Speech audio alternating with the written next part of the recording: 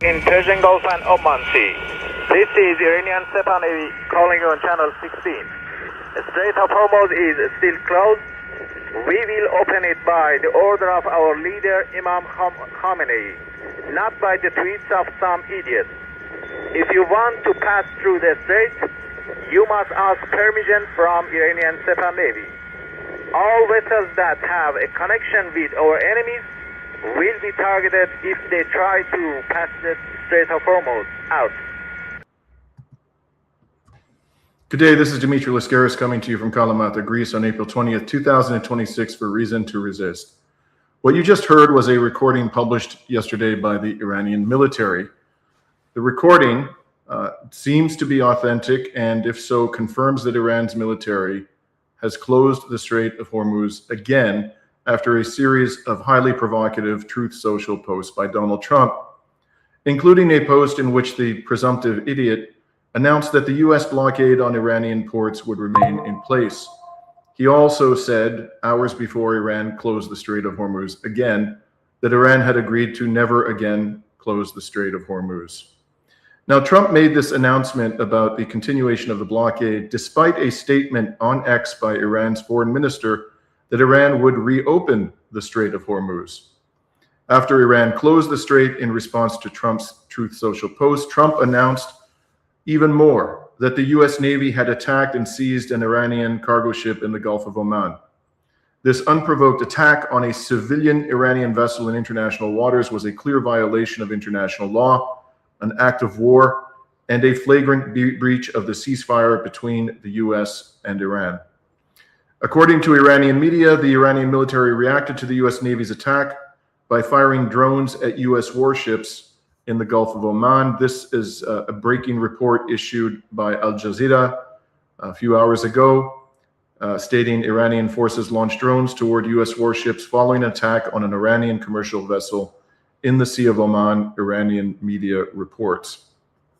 Now, during the latest war of aggression on Iran, events in Russia have receded into the background, but what is happening there and in Ukraine is a key part of a much larger picture, the picture, I would suggest, of a dying U.S. empire, but a very stubborn and powerful one nonetheless.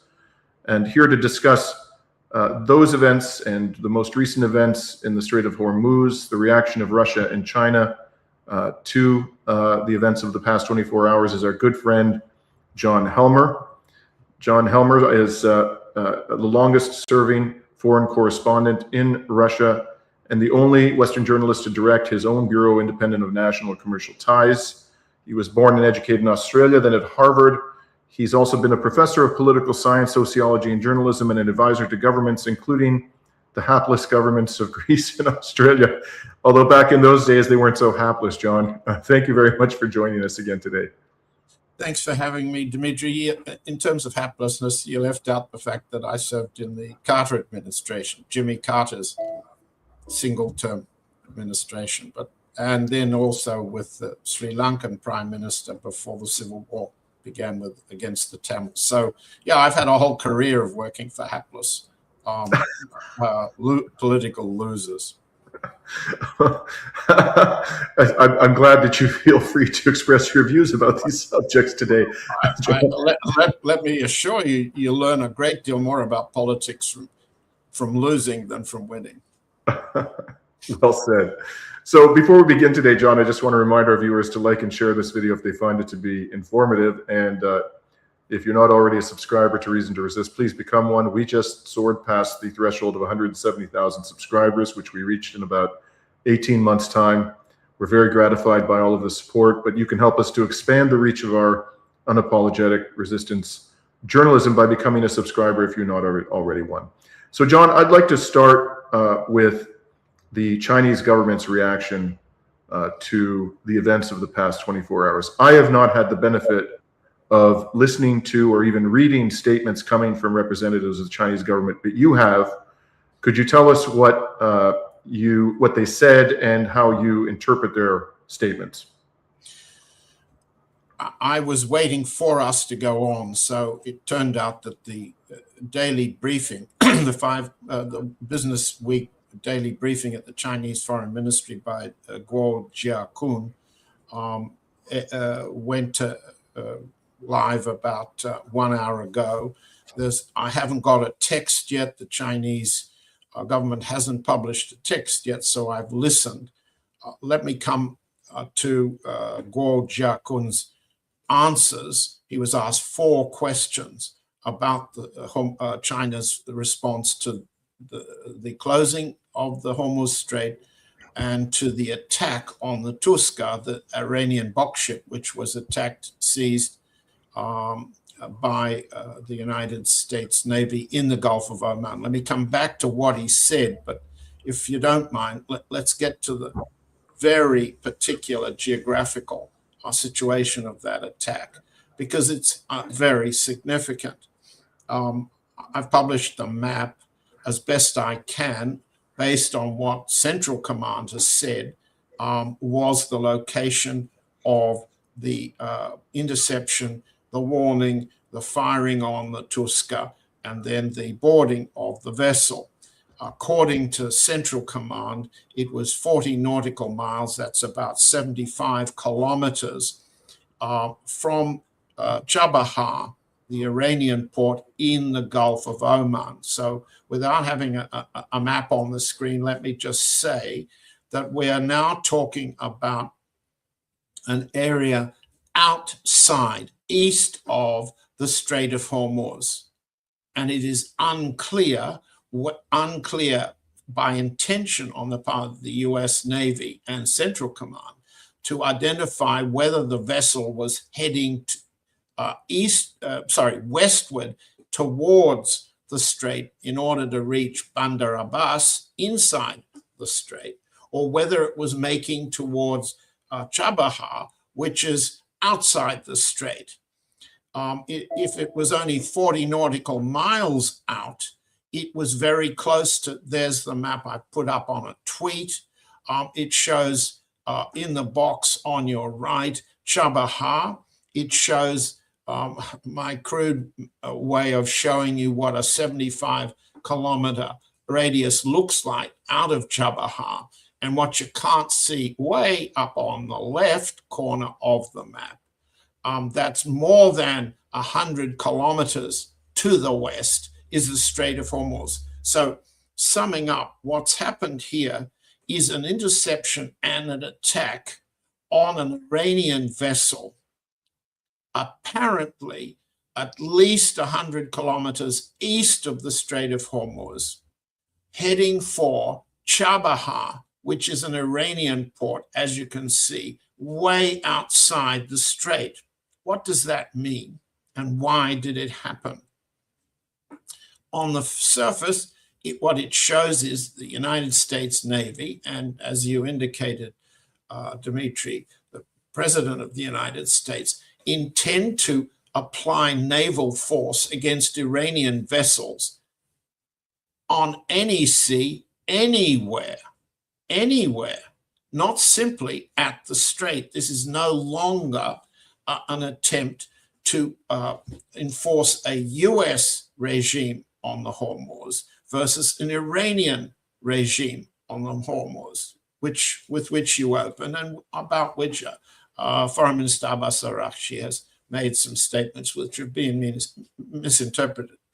So what I see here, what the map shows you, what the geography shows you and the distances involved, is an attempt to attack a box ship. So it's a container vessel. I'm not clear whether the containers were empty or full. And I think we have to assume it was making its way not westward into the strait, but northeastward to Chabahar. In other words, the US is attempting to attack an Iranian vessel outside the strait. Now, if that's what happened, and I think we can show from the map that that's where it was, and CENTCOM doesn't deny that the attack took place in the Gulf of Oman. I've seen some US Navy reports referring referring to the location in the North Arabian Sea, you'll understand the US Navy no longer refers to the Persian Gulf as the Persian Gulf. It's now the Arabian Gulf. What we have here is an expansion of a Trump regime against all Iranian vessels. Now, that's occurring within a ceasefire period, right? So arguably, and CENTCOM has published the firing on the vessel, and Trump's note, a tweet, says that the firing penetrated the engine room of the vessel. You don't see that in the footage. You don't see a strike. You see firing, but you don't see striking. What Trump is doing is expanding the attack on Iran during the ceasefire away from the Hormuz. Now, that is not only, if you look at it, a violation of the ceasefire terms, it's essentially not connected to the Strait of Hormuz, either breaking one side's version of the blockade or the regime of passage, or the others. Now, why was it done now?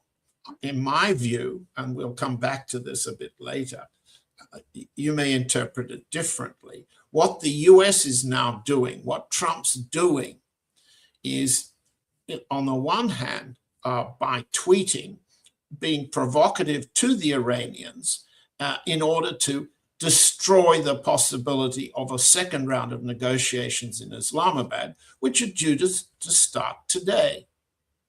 Trump is provoking the Iranians rhetorically, first. Second, as I understand it, but it's unclear at the moment, Trump has refused to authorize Vice President Vance to lead the delegation to Islamabad for the second round, alleging, according to the Financial Times report of a few hours back, security reasons.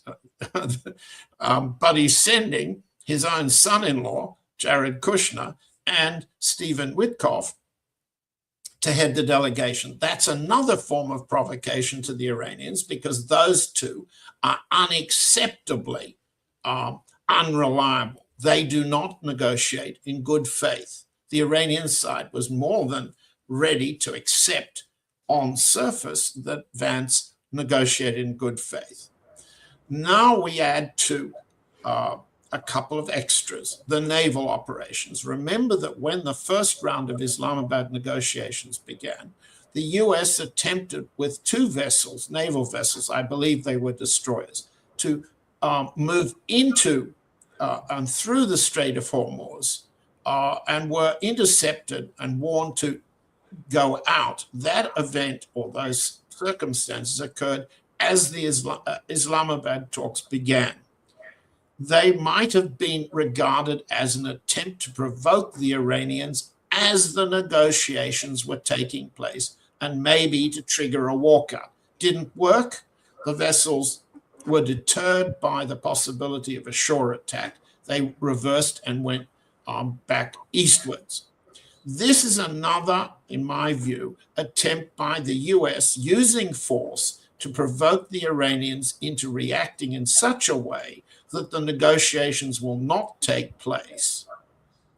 Now, John, if I may just intervene there for a moment. I, first of all, completely agree with your assessment.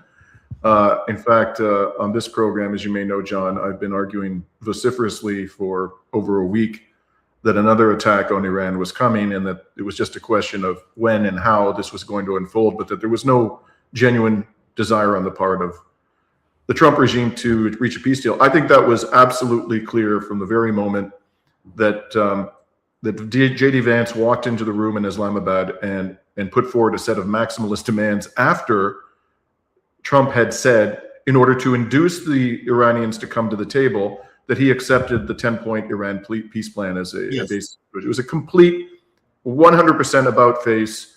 It was done shamelessly. And even though they had put aside 2 weeks to negotiate, Vance pulled out after 21 hours, saying, after just less than a day, that he had put on the table the Trump regime's best and final offer. So this is just, the whole thing reeks of bad faith, and all the signs up until now have pointed towards a resumption of the war by the U.S. and Israel. And I completely concur with your assessment.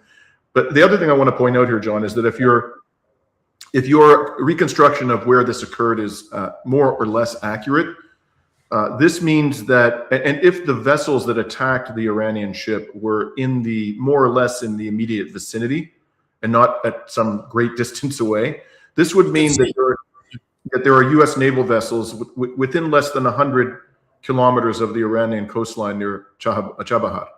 Yes. This is easily within range of a whole array of Iranian weapons. I would imagine that those vessels, if they're there, are going to hightail it out of there right quick, or else they're going to incur serious fire from which they will not be able to fully defend themselves. In any case, what are your thoughts about all that? Well, we'll just go the particulars one more time.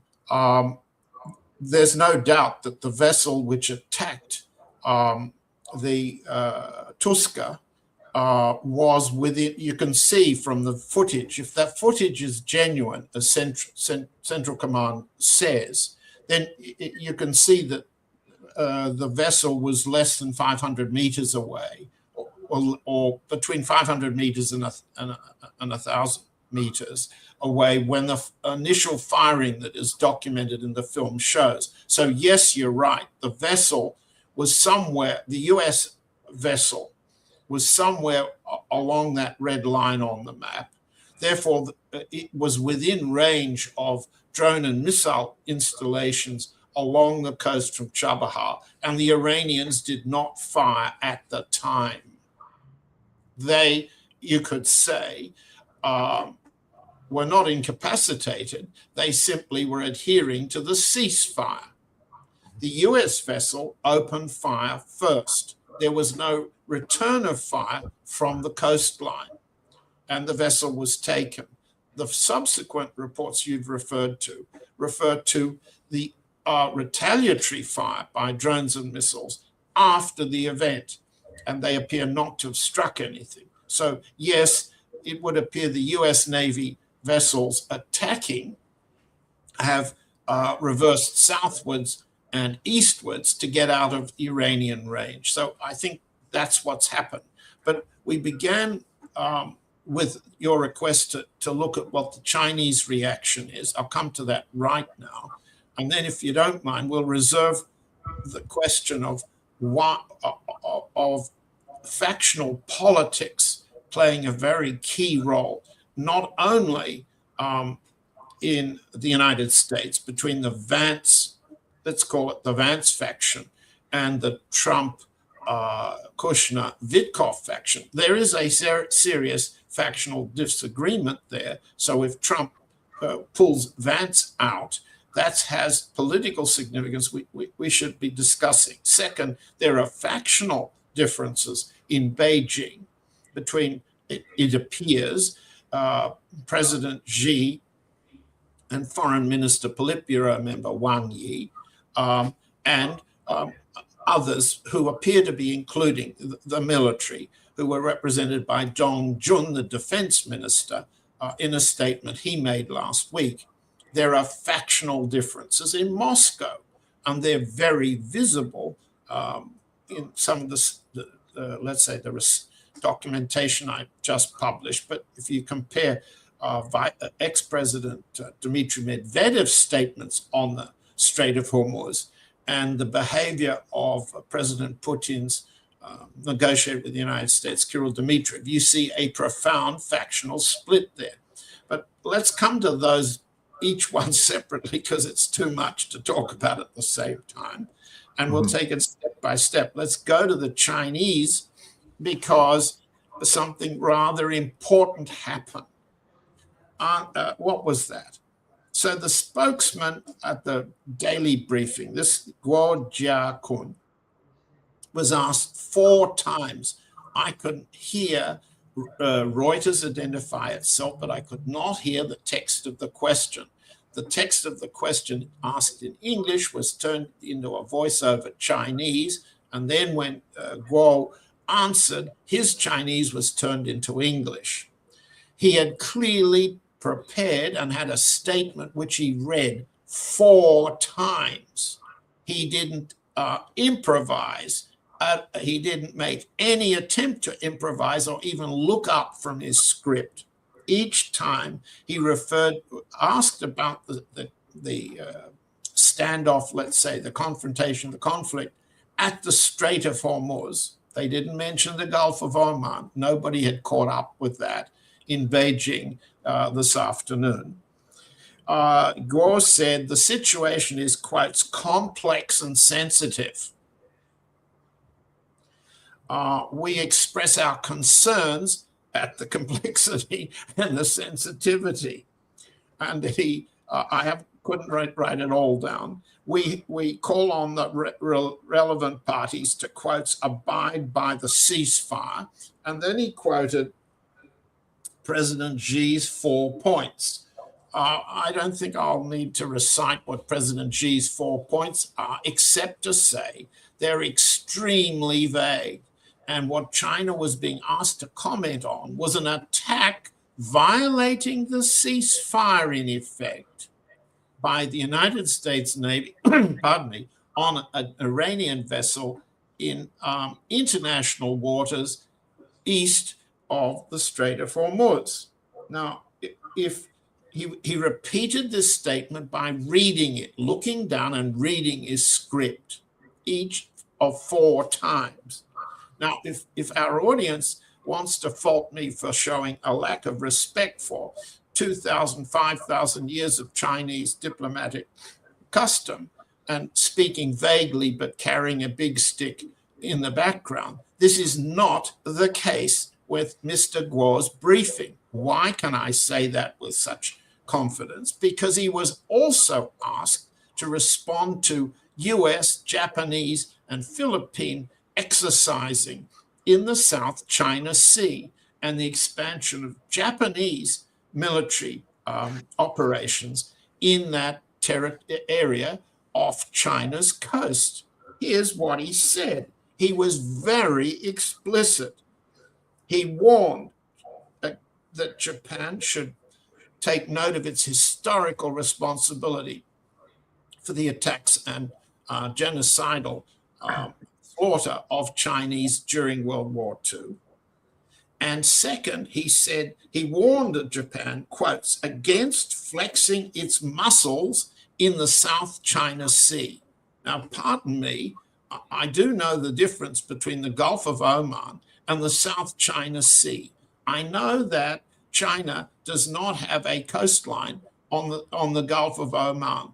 But why, in these circumstances, when given 4 opportunities in 40 minutes to respond to what had exactly happened, and there's no doubt Chinese satellite and other intelligence has identified exactly what happened, China did not warn the United States or Iran from flexing their muscles in the Gulf of Oman. In other words, what China took as its position a few minutes ago was to be vague, ambiguous, and soft on Trump in the Gulf of Oman, but tough on Trump and Japan in the South China Sea. Now that tells you, it tells me, and it tells our audience, China is adopting a very narrow sense, narrow in this sense that the 4 points of President Xi imply, a very narrow interpretation of the application of international law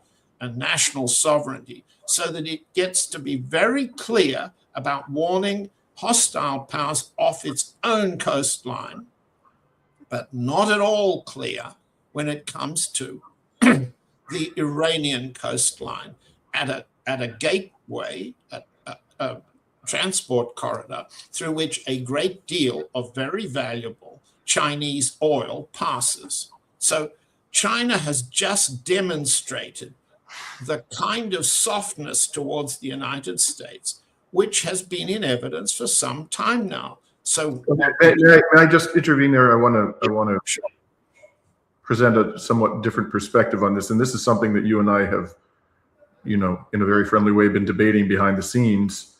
From my perspective, John, it would be an absolute catastrophe for China if Iran fell.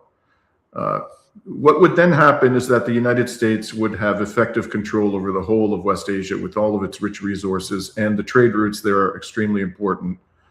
Geostrategically, allowing this area to fall into the hands of the denizens of power in Washington, who are intensely hostile to China, as we all know, would be an unmitigated disaster for China.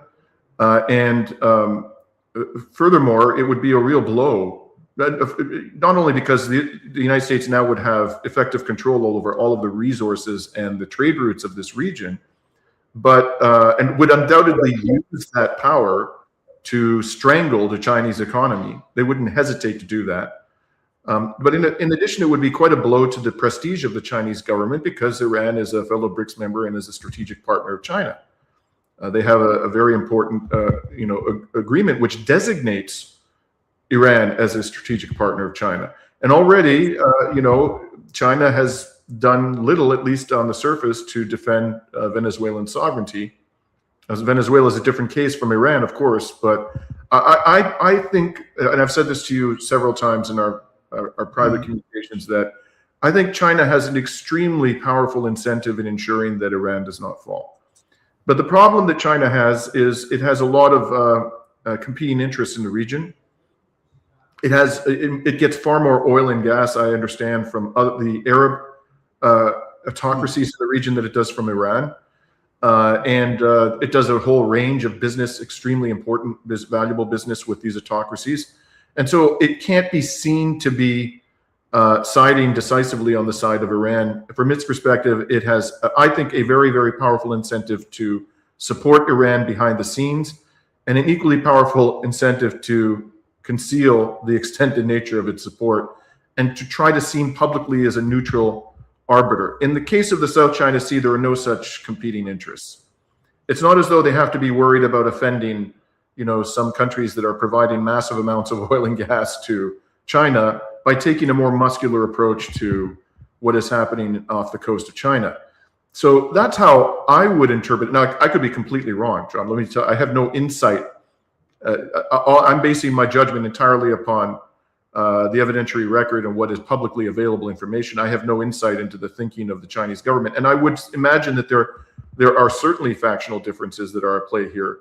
I think there are probably factional differences in Iran and in the United States. Every one of the countries that is a party to this existentially dangerous war is probably experiencing significant factional differences. So that, I'm sure, too, is a factor. But in any case, I'm interested in your response to this. Don't you think that it would be extraordinarily damaging to China if they did nothing or very little to support the Iranian cause in this time of a war of aggression by Israel and the United States on Iran? Well, we don't disagree, Dimitri. You've put the strategic case for China to act in more than one way, using more than one track. And I don't disagree with that. And let's make the qualifier for everybody that we're not China experts. We're not in a position to argue out the evidence of the purging that President Xi has been doing quite visibly for months now of China's military command and the Central Military Commission and the role that the Central Military Commission plays in Politburo decision-making. So at the very least, viewed as I do from the Moscow point of view, and we'll come to the factional fighting in Moscow in a minute, both of us can agree on what's sensitive and complicated. Complex and sensitive were Guo's words a few minutes ago about the situation in Hormuz, at the Hormuz and in the Gulf of Oman. My own view is, and I invite everyone listening to imagine not what China's about to do, or China with Iran, with Russia, are about to do, let's consider, given what you say, and I accept all of your points, strategic objectives, interests of China, why hasn't China acted in such a way already in the past to deter the US from acting in the way that it's been acting? For example, I mean, it gets very personal, and Trump has been provoking President Xi by tweet.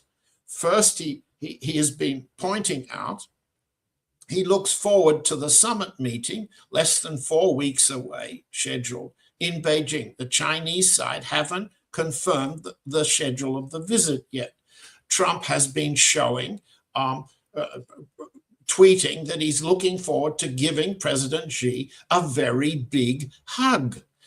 He has repeated this line that I haven't got the tweet in front of me, it was issued less than 12 hours ago, in which he says he's looking forward to arriving in China and meeting with President Xi. In other words, he's hanging out the incentive for that faction of in President Xi's administration, which wants to see that China's principal interest, priority interest, is avoiding war with the United States and deterring the United States from increasing the economic warfare means that it's been using against China.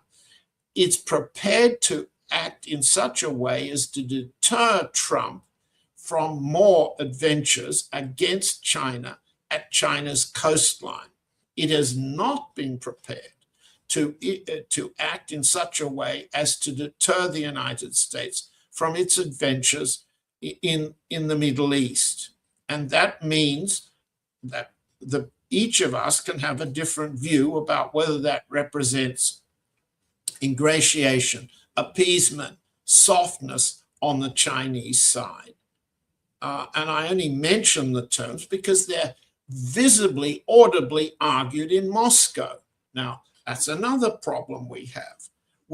There is the capability you and I have, and all of our audience has, to assess the factional differences in Moscow because they're made clear, not entirely, not fully, not comprehensively, but one can see the sides of the argument, the strategic argument, the operational argument, the tactical argument, and the questions you just raised. You can see that in Moscow.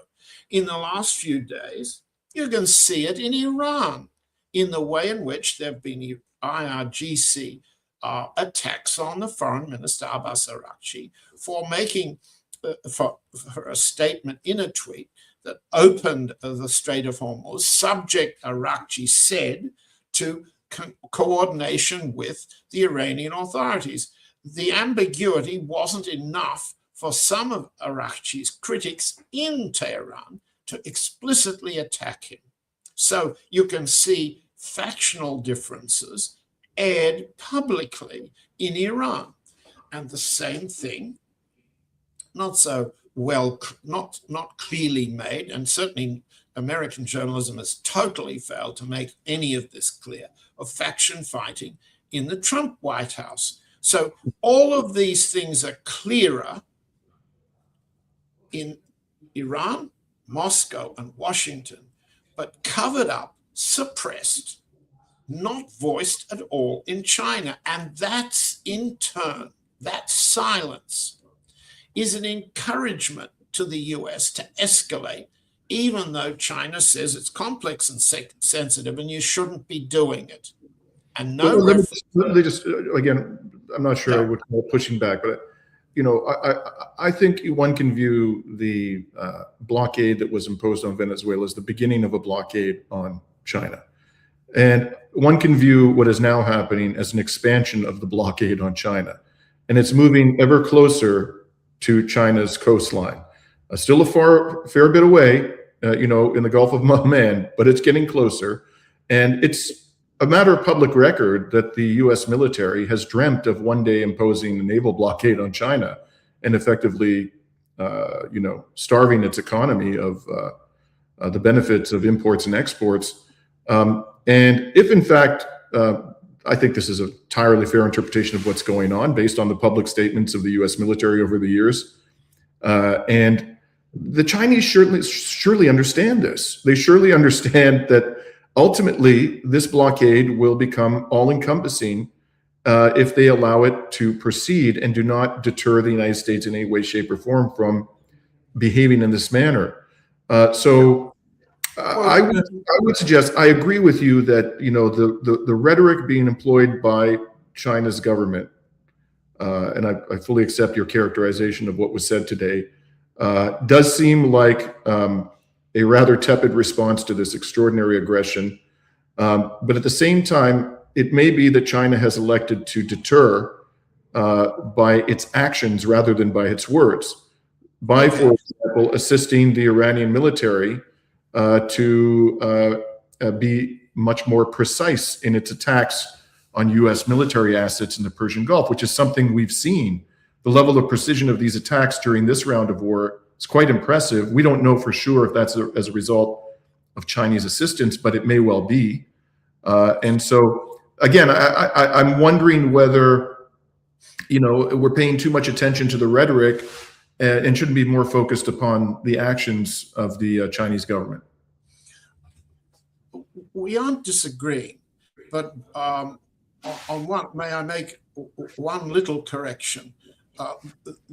The economic blockade against China didn't begin with the Trump blockade against Venezuela. Venezuela's been providing, I think, less than 10% of the so-called China teapot refinery trade. The blockade began with last year's sanction on China buying Rosneft and Lukoil oil from Russia. The blockade. I completely agree with your correction. Thank you for that. 100%. I think that's correct. Well, let me make the next point. China was at that time exercising its muscle with the United States,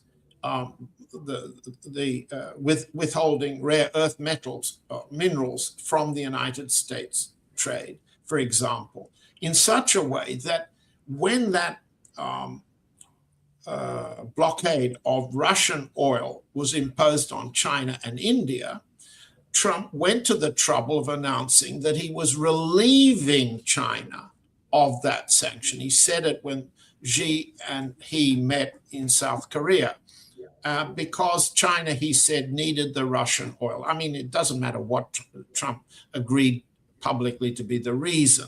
The fact was that a display of Chinese retaliation on trade that was sensitive to the United States helped deter Trump from imposing the force of that sanction on China, as Trump was imposing that force on Prime Minister Modi in India. So my own view is that we read the evidence to understand, let's say, the strategic options. And you and I are both discussing and putting on the table what we think the Chinese strategic options would be. And I'm saying they have demonstrated the capability to deter the United States with respect to Russia and Russian oil. They have not done so with respect to Iran, the war against Iran. So I think I can't add any more to that situation. Okay. Can we move on? Can we move on then? Because I definitely want to cover. I want to cover Russia. And that's a good contrast, because immediately when we move on to Russia, I need to emphasize how open the Russian side is being. For example, but at the same time, divided factionally on the question of whether making a deal with the United States is a higher priority than supporting Iran in this war. Right, John. Before you proceed, I just want to put up on the screen this article published by TASS last week, which you've written about. I don't know if you wanted to start there, but I do want to highlight this for our audience, and I've talked about it on our program several times. This extraordinary article which says that the Russian Security Council warns negotiations could mask planning for Iran strike. This was April 14th. And you pointed out to me after I talked about this on my program that there is no statement to this effect on the website of the Russian Security Council. Let me correct that, but please continue with your thought. Let's clarify things. Please do clarify that. But the main point I wanted to make here is this was quite unusual in my experience. You follow the statements coming from the various organs of the Russian government more closely than I do, but I'd never seen anything like this. The Russian Security Council issuing some kind of a statement about a conflict that didn't directly involve Russia, for example, the Ukraine war, and was quite pointedly suggesting that the United States was engaged in another act of treachery by pretending to negotiate while it was engaging in a massive military buildup in the region. In my experience, that's quite unusual that it would do such a thing. In any case, with that, why don't you tell us what your read about this statement is, and clarify, please, what we know about the Russian Security Council's relationship to this TASS article. Okay. First of all, I've got to correct what you and I were talking about because I corrected it in an article that folks can read that went up late Sunday on Dances with Bears. Let's just create some context here. First of all, the Security Council is the senior principal foreign policy, national security decision-making group of Russia. And it has, I'm just looking down to get the numbers right. Ex officio, the head of the council is President Putin. And roughly every week or every 2 weeks, he has a virtual meeting. He rarely meets physically these days with the Security Council on an agenda which is sometimes spelled out on the Kremlin website. The secretary or executive stand-in for Putin is former Defense Minister Sergei Shoigu. He was Defense Minister between 2012 and 2024. He was removed. And he was removed in circumstances which subsequently have led to the prosecution for corruption and jailing of a great number of Shoigu's deputy defense ministers, mostly corruption in the procurement of the necessaries, material, and other elements of the support of the special military operation in the Ukraine. There are 13 permanent members, most representing the military, the foreign intelligence service, and the senior security-related ministers, including members of the Speaker of the State Duma, the Speaker of the Federation Council, the two chambers of Parliament. There are another 18 members representing regional political constituencies around the country, and the Presidential Guard, that's the Rosgvardia, let's call it the elite security force protecting the presidency and the administration in Moscow. There's a staff of about 200 people organized around special topics. There is a website, scrf.ru, and after some difficulty, I found the statement that the Security Council had issued on April 14. It didn't issue it after a meeting of the Security Council. The council met, I believe, on April 3 with the president, and then April 17 last Friday. This was put in the middle. It is termed a commentary on events. TASS picked it up and headlined it a warning.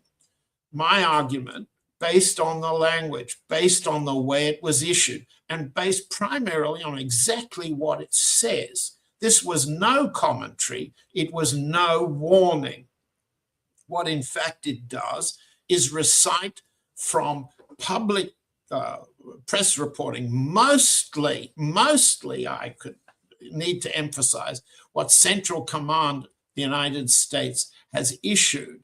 It simply summarizes everything already known from those US press releases and what are termed international experts, right? It doesn't make a warning. It simply recites and comes to the end of its commentary, which is not a commentary, no reference to Russian intelligence sources, no reference to anything that hadn't been published by the United States. And it draws no conclusion except the intimation, which is so obvious, it doesn't constitute a Russian warning. What's obvious? That the United States does not negotiate in good faith and is using or may use negotiations as a smokescreen for preparations of attack. Now, to say I just want to ask you one quick question about this, John. So let me finish. If you don't mind, let me finish. It's right down the alley of what you're talking about. So they put the spin on it at TASS that it was a warning. In your experience, is this just, journalists being journalists and spicing up their headlines? Okay, please go ahead. What do you think actually happened there? Well, I think it is a warning in one sense only. It's a warning internally. It's a warning from the consensus represented by Vice Chairman of the Council, Medvedev, the Foreign Minister, the Defense Minister, the military intelligence, the civilian or foreign intelligence. It's a warning against Kirill Dmitriev. It's factional. It's to be understood as a warning from the consensus of President Putin's advisors that it is pointless to send Dmitriev to negotiate with Witkoff and Kushner on terms for ending the settlement of the Ukraine war on a basis that induces the Trump administration to look forward to economic cooperation and investment with Russia. Can you just take a minute for the benefit of our audience? Yeah. And tell us about this character, Kirill Dmitriev. My understanding is he's the head of the sovereign wealth fund, has about $10 billion in assets. He's been appointed as the special presidential envoy on, I believe, foreign investment and economic development.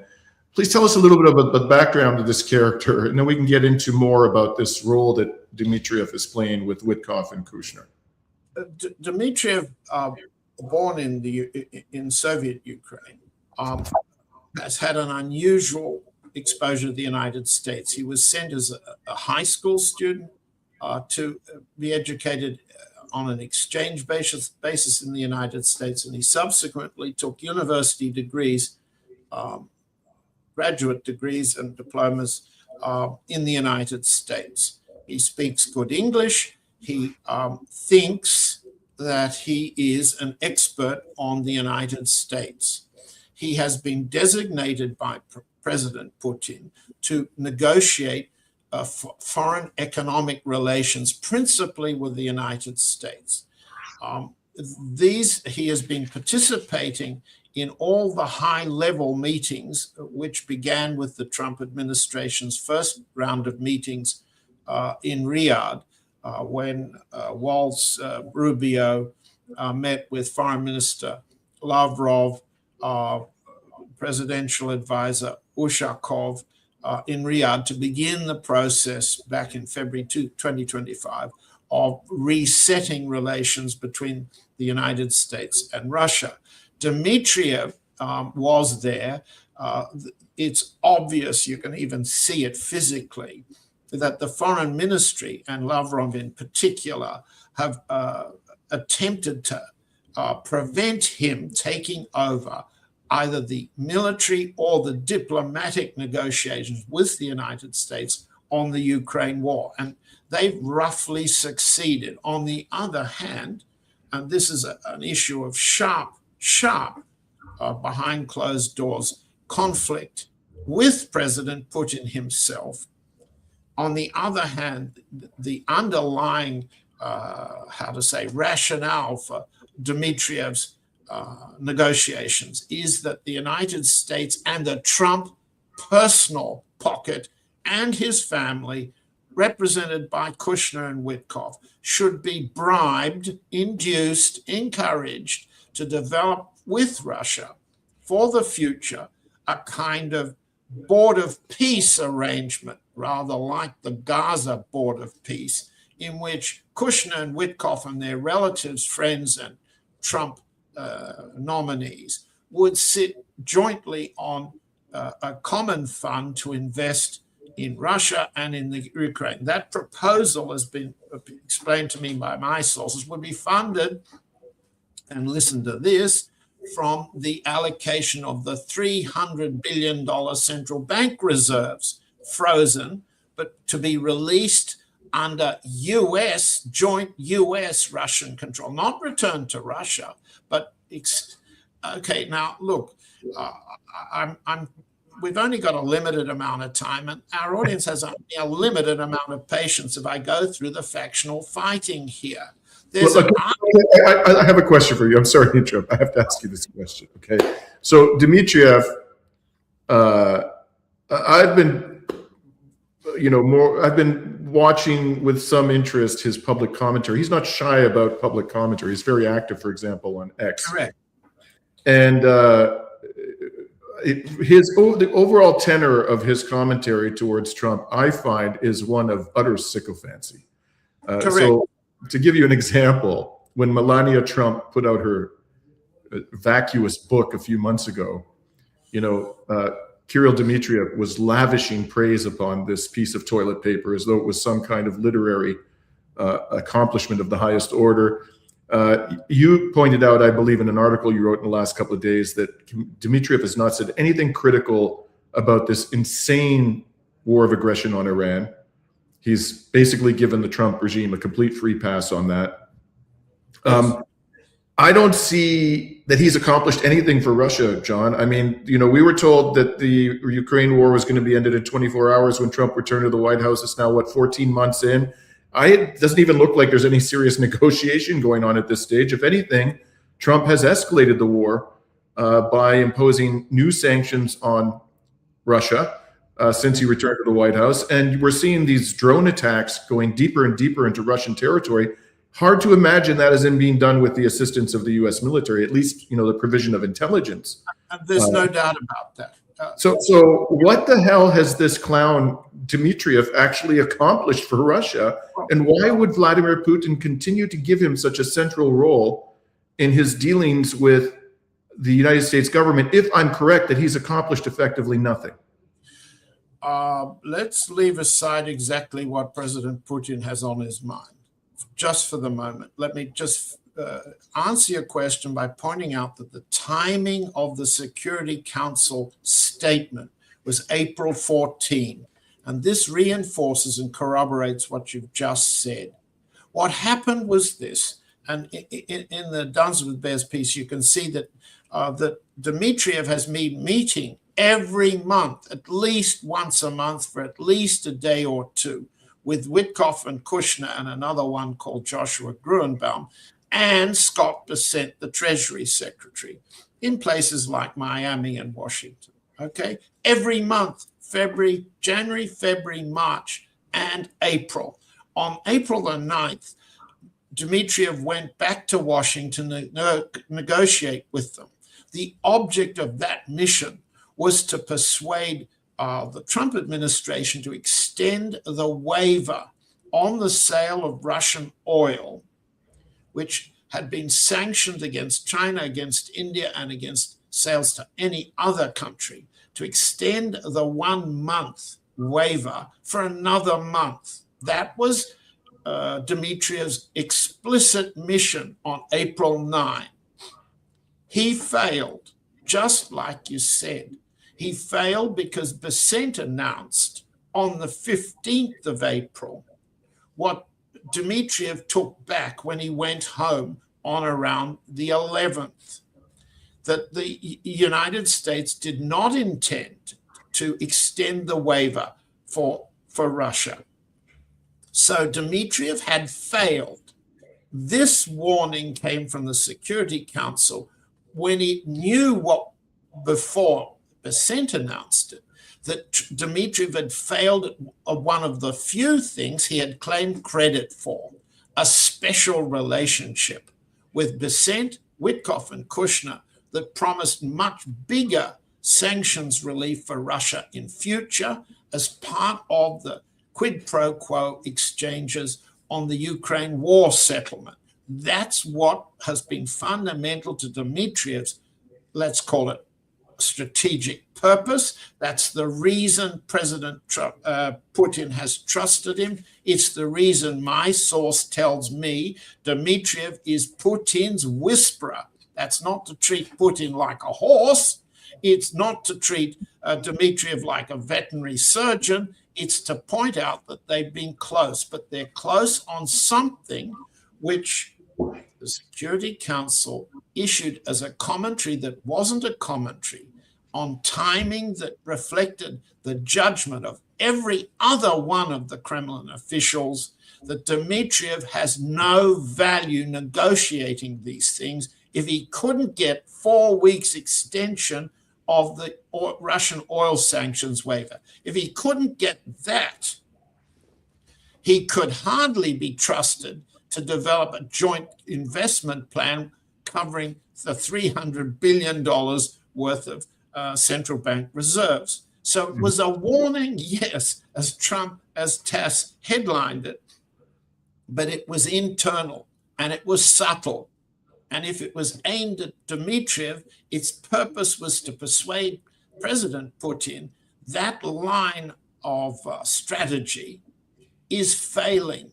And one of the reasons it's failing is demonstrably obvious in the war, in the so-called war and ceasefire negotiations with Iran. Now, the one extra footnote before everybody packs up is, with impatience, is that Bessent was overruled. And on Friday, 2 days after Bessent said no Russian waiver extension, the Treasury announced that there will be an extension of the Russian waiver. And I've documented this sudden change of US policy. Neither the New York Times, the Hill, the Politico, none of the so-called Washington political experts reporting this can explain why this sudden reversal of Trump administration policy. But Dmitriev can't claim any credit for it at all. And as you said, Dmitriev puts out 2, 3, or 4 tweets every day. The man spends more time putting out tweets than Donald Trump does. And, you know, it's just as well he manages a relatively small national sovereign fund, only $10 billion, because his preoccupation appears to be advertising himself. But that's probably enough said about what I understand to be the faction fighting in Moscow, with one last point. Sergei Lavrov, the foreign minister, said last week in a speech, the objective of the Russian and Iran and China allies is to foil, he used the word foil, meaning defeat, beat, U.S. plans to dictate how the trade on the world seas should be organized. He was very clear, and without any appeasement, ingratiation, or soft soaping, the Trump administration, Russia's objective strategically is to defeat, foil the attempts to choke off Russia's trade, because, as you said, the Strait of Hormuz is how to say, a lifeline for Iran and China and the rest of the world. But the Danish Straits, the Strait of the Bosphorus, these are strategic choke points for Russia. So when the world is changed by the use of force at sea on the part of the US administration, it's Russian strategy to say aloud, We will fight this. That's not the behavior of the Chinese side. And for factional reasons, I think we can explain what they think. I think we can explain what the Russians say and think. I think we can explain what the Iranians think, because under the pressures of war and the deaths of thousands of people and possibly millions of people, if the US tolerates Israel to use nuclear weapons against Iran, which is an option, you can very well understand that faction fighting, when so many lives are at stake. And as you said, Dimitri, and I entirely agree, the whole world is now being held hostage. We now all go into recession. Russia is facing recession in GDP terms, in measurable terms, and that's causing internal troubles. Nothing as bad as the recessionary impacts in Germany, the UK, France, Italy, and the problem of economic pressure in the United States too. So I think I better shut up. Well, I'm going to close it off with just thought that to me, what I'll be watching, I think many people will be watching to see in the next few days, is whether Chinese naval vessels appear anywhere close to the Gulf of Oman. Because if they, I know that would be a dangerous development in many ways, but I don't see any other way to deter the United States from expanding its effective blockade on China and basically exercising piracy on a global scale, which is what it is now doing. At some point, there was a Chinese vessel. There was a destroyer escort, the Tangshan, which was reported by the Chinese military as exercising in the Gulf of Aden, no exact location, the beginning of April. Right. I think this is going to require a considerable Chinese force. And they reportedly have the largest surface fleet of any navy in the world. Even though the United States has more tonnage, the number of naval vessels available to them is absolutely enormous. One would think that they would be prepared at this stage to send more than a single destroyer into the region. And the Gulf of Aden isn't exactly where those ships need to be at this particular moment. Exactly. In any case, the Chinese have another big deterrent right now. President Xi can say, "I'm very sorry, President Trump, but we'll have to postpone our hugging and kissing for strategic reasons, or because I've suddenly caught a very serious cold. We are postponing for the second time the summit meeting." Were the Chinese to say that, covered by any kind of smokescreen they prefer, that will speak volumes to the United States, because it not only strikes at Trump's vanity, which is a very sensitive part of his lower body, it strikes at the possibility of there being a Chinese-US trade agreement in which rare earths trade and all the other forms of exchange that affect U.S. logistics, that affect the future of the U.S. economy, as well as the Chinese, all of that would be postponed.